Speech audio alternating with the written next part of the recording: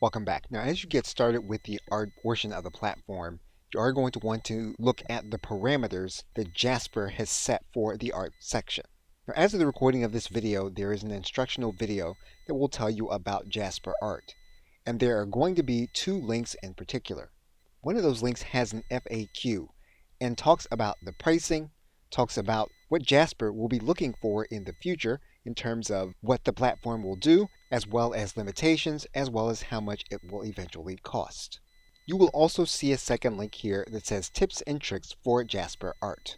Now, in particular, there is a link here that has a tool that will help you to create better prompts to use with Jasper art. And you can search for prompts here in this area.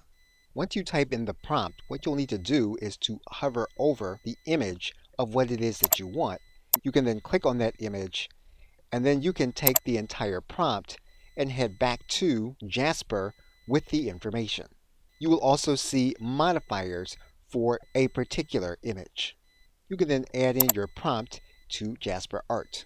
And you will then see a creation by Jasper based on the prompts that you have entered from the prompting site. You can also use the prompt on the freeform side. And what you can do is you can add or subtract words and to allow Jasper to freeform. And Jasper will then come up with its own freeform version of the image that you sought to create. Okay, so with that, thanks, and I will see you in another video.